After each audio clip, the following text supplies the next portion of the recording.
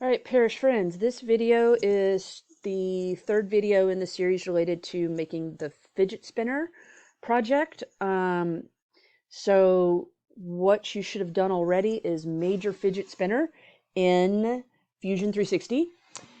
You should have exported it as an STL file, and you should have uploaded it to your Google folder. So here we are in my Google folder. Here's my fidget spinner project, and if you look in here, I've named my folder or my file Makin's Fidget Spinner.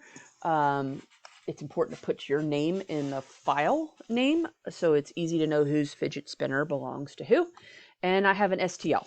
I'm not needing to open this file in Google. We're just housing it in Google. The reason being is you're needing to do this next step on one of the desktop computers in the design den. So you need to log on to a computer on the desktop in the design den. Your first step is to download your fidget spinner STL file to the desktop of the computer you're using. So I'm going to make sure I choose desktop, and we're just going to let it live there for a little bit. Okay, and then I'm going to minimize Google. And I'm using the desktop of my computer, so it's going to look slightly different than what you'll see in the design den, but close enough for what the purpose of this tutorial. So you're going to look on the desktop for the software called Prusa Slicer, and I apologize that it's probably partially cut off, but you're going to look for this kind of black and orange icon, and it'll say Prusa Slicer. So double click on that to open it.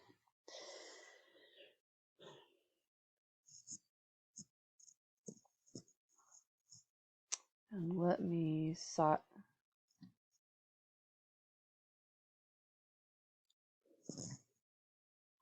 adjust my screen a little bit so that you can see everything you need to see. Give me just a moment here.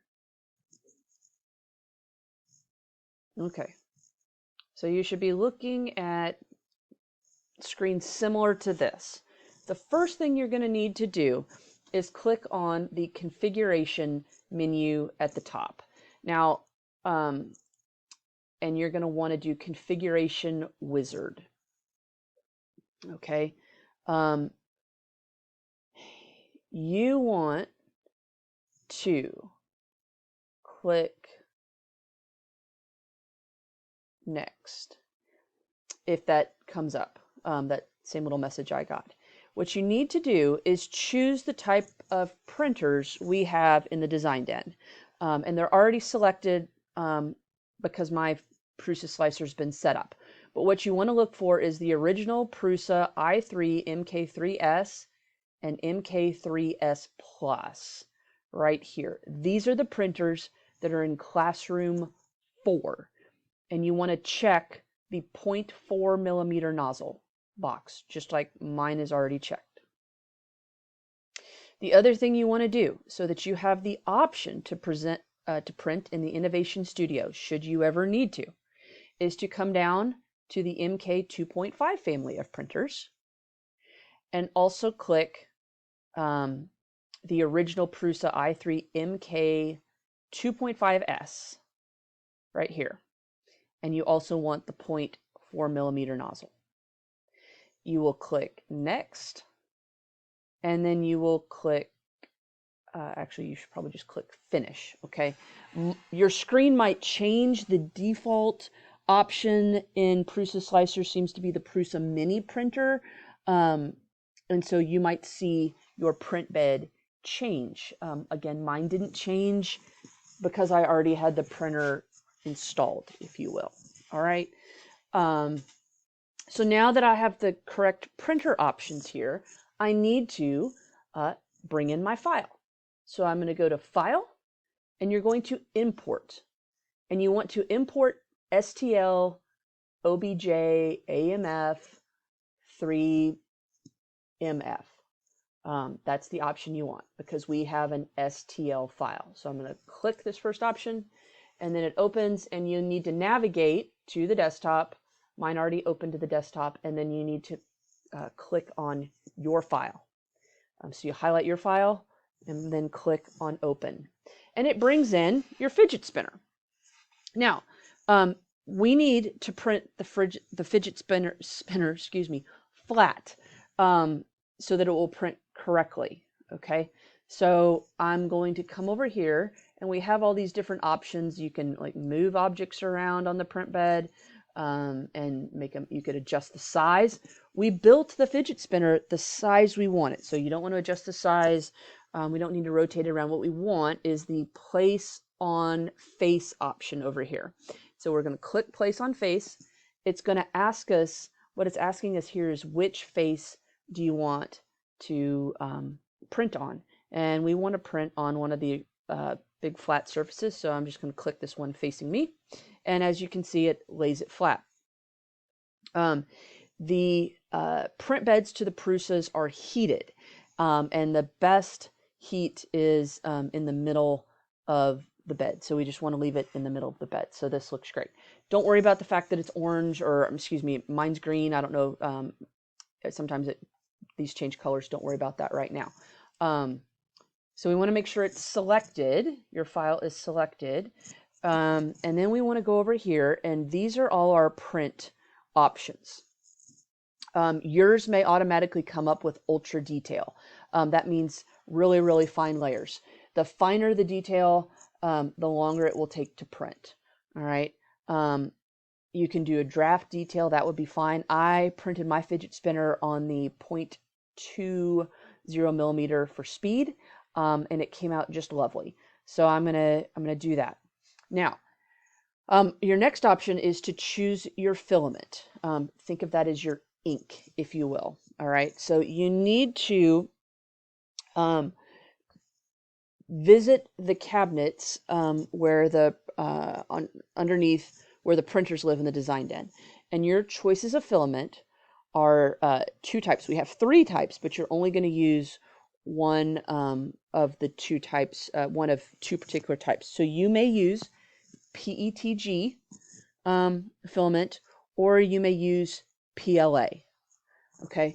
And the way you know which filament is which is it will actually say on the filament spool.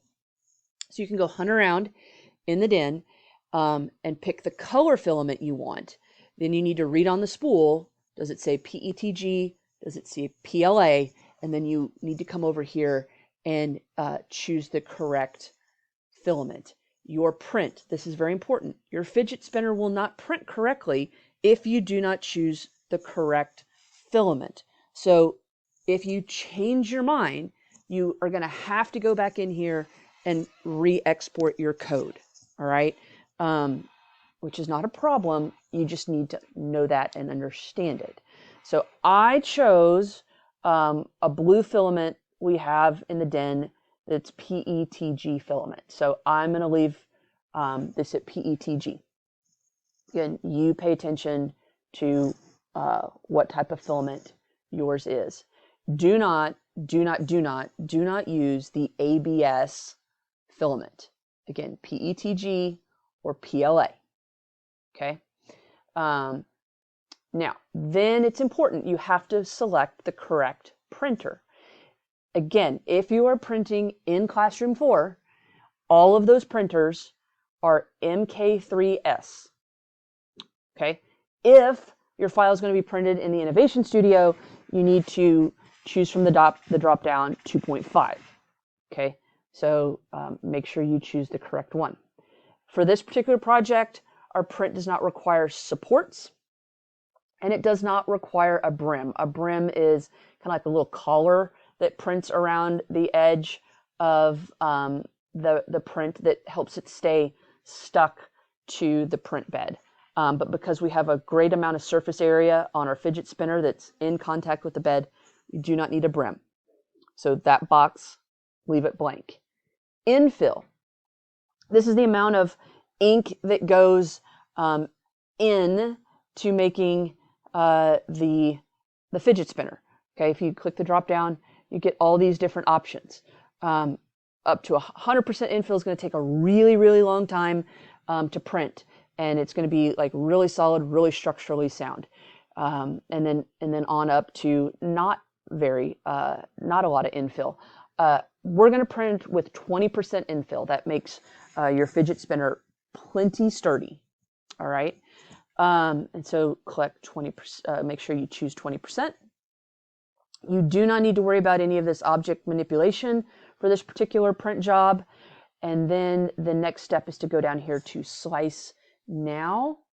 You click Slice Now, and the printer should, the software will do, will slice your file for you. You then, what's neat is it will tell you then down here the amount of filament that's going to be used, and effectively like how much it would cost to print this. Like, so if you ever want to know about how people choose to figure out how much to charge for their products, some of that is figuring out the cost that it cost they incurred in making the product, and then there's a markup on it so that they make a profit. Okay, so just the actual like frame piece of your fidget spinner, or at least mine, using PETG filament, cost 27 cents. And it's going to estimate that my print time is 40 minutes. So all this data is really pretty handy. Next step is to click the Export G-code button down here, which is effectively a different kind of like save, if you will. So what you need to do is you need to export your G-code, put it on the desktop. Okay, so I'm going to put it on the desktop for temporary keeping. Press save, minimize my screen here, and we should see, yep, it's right up, it's kind of hiding, but there it is. This is my G-code this is the STL file right here, and this is my G-code. So I now need to put this G-code back up in my Google folder. So I'm going to open Google back up.